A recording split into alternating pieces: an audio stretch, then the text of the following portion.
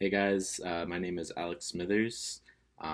This is my debate rebuttal response video to Kyle Peterson's video on debate number three, talking about whether or not we should engage in diplomacy with Iran.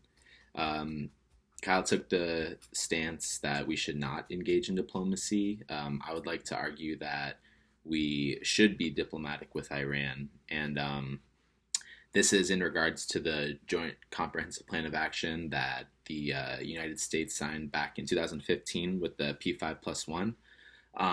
This was basically just the nuclear arms deal that everyone knows about with Iran that essentially limited the production and the enrichment of uranium, as well as other things like limiting reactor construction and in return, sanctions would be lifted on Iran from other countries.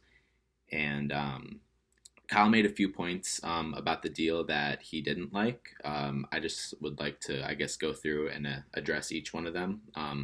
The first one is about the deal running out, it having a timestamp on it. Basically, it's only good for another 10 or 15 years, which I definitely agree with. It's not perfect. It's not, going to solve all the problems, but I do think that having at least some kind of monitoring over the situation, even if it's for 10 or 15 years, is a lot better than just letting them have free range over whatever they can really do. So at least we have some kind of limitations where, whether it's us watching over them or even 10, 15 years is a lot of time where we can become more advanced and they're going to get very behind in their technology. So I kind of look at it as that way. Another point made was talking about getting rid of the enriched uranium and getting rid of the equipment. And that is in regards to part of the one of the points in the deal where part of their stockpile of enriched uranium, they had a huge amount. It was like 12,000 kilograms, and now they can only have 300, which is a huge difference. And also the point of them only being able to enrich it to a certain percent, it's about 3.67, which is the percentage that you need to enrich it to use uranium for civilian goods, like for energy and stuff like that. So it's not weapons grade. That has to be upwards of 80, 85%, 90% to be weapons grade uranium where you could even make a nuclear weapon. So it is still important for them to use uranium as energy to help power their country for, civilian sort of goods and stuff like that.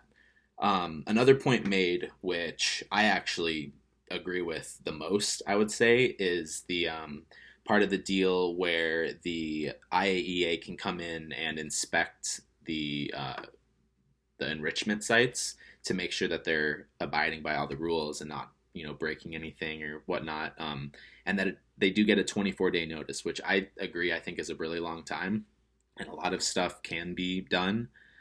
But when it comes down to it, I think we have to realize that while we do have a written deal with them, this is still talking about going into a foreign country and doing an inspection. It's not just like you're in the United States and you're going to go inspect a domestic company in the United States. It's much easier. This is going into a completely different country that we're not even allies with. So the fact that they're letting us come into their facilities and make sure that they're doing everything okay, I think speaks to the fact that they want to work with us, at least to some extent. So while the 24 days is a big gap, I do think that it speaks a little bit to the fact that they want to at least show that they can work with us. Another point made was with this deal, we lifted sanctions and money is going to be coming into the country. There was a point made where a lot of the money that would be going in, at least if I understood correctly, would be going to the military. And from the research that I've done, I've seen a lot of the sanctions that were lifted after the deal made was going the majority of it was going for civilian use and for domestic issues like building roads, restructuring buildings, like crumbling infrastructure, like helping stuff like that. It wasn't going for like weapons or anything. The majority of it, at least. So I think it's really important to help the country out because it's not, in a great state, so it can use any little bit of financial help to rebuild what they have there.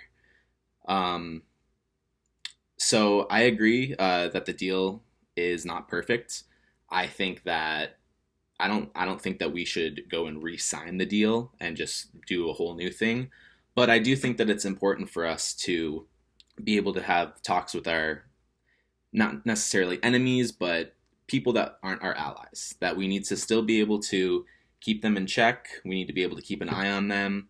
And I think engaging in diplomacy, whether it's a new deal or just talks, is a step in the right direction. Because I think of a country like North Korea that is extremely secretive. We have little to no diplomatic relations with them at all.